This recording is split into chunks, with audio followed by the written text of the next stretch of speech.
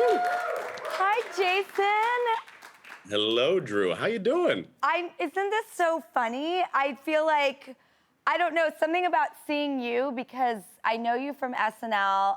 We've done a movie together. Yep. I feel like I don't want to be assumptive. I know you a little bit in life, very Sure. little. We've We've done social. karaoke together. I mean, what better way? Karaoke and war. Those are the two ways to get to know a person. I totally agree. And we had an awesome karaoke night. And I remember you got on like a moped and rode off into the night. It was like a poetic, cinematic like exit. Do it. Yeah. I usually have exits like the one Ted Lasso had in that shot. No, seriously. I really hit my head there. That was a complete accident. I jumped up and then I boom cracked my head. I roll like I do. I stand up. I think I'm fine. I go off stage. I reach up and there's a little bit of blood on my finger and I look down and then pool blood. It starts dripping down, pooling in my hand, Oh my and I'm God. like, oh no. And then they had to glue my head shut, and then they turned the cameras around so I could be there for my scene partner, Hannah. It's so Boom. sick what we do in our And it, jobs. It's so like the show must go on. Like I've put like a weird like liquid adhesive like to that's what I had close to do. wounds. Yeah, Yeah. Yeah. sure. I've Yeah. Well, like give it up taken. for the stunt people, stunt men and women who choose to do that. That's just you and I screwing around and messing up. Those guys and gals are they literally get into that line of work on purpose. But, physical comedy is, I mean, now I'm so much older and my body just isn't the same, but I used to love hurling myself around. Like, I used to think, whatever happens, happens. I'm going to hurl myself through that wall. I know. I always think about that when I see, Mary Catherine Gallagher, by Molly Shannon, when she would hurl herself into like steel chairs like a pro wrestler. I was just like, bravo, I bravo. know. And now I'd be like, oh, I slipped a disc a year ago. Like, I should be careful. Yeah, Um, no.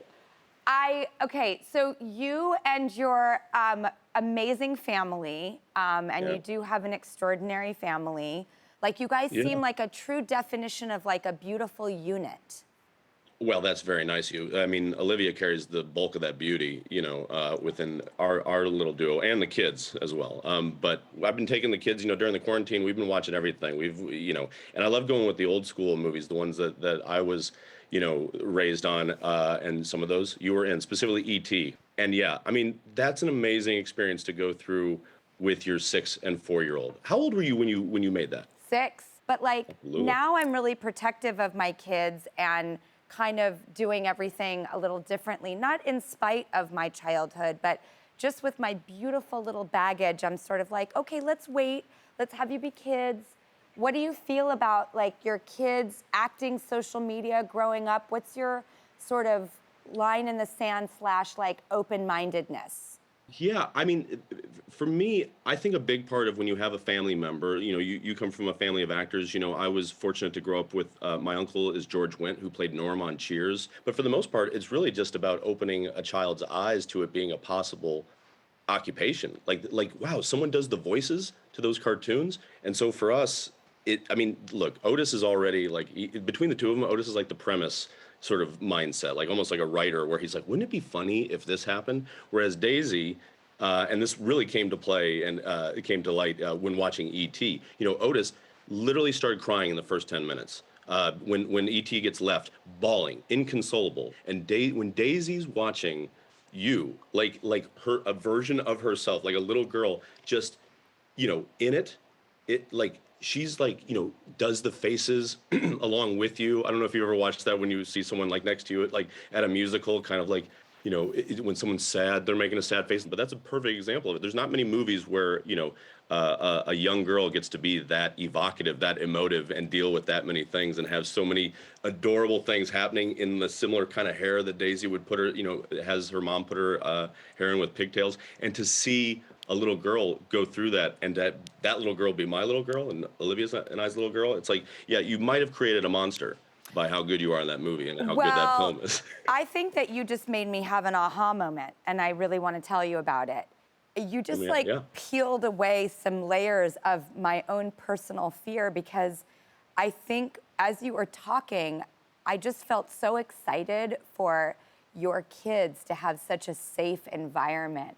growing up with the love that you and Olivia have and the guidance and the sort of calm wisdom. So if kids are safe and the parents are encouraging and fun and spirited and know what the bumper rails are and have Yeah. imagination and have that, honestly, all around goodness, I think you might have just made me realize how and where and when it's okay.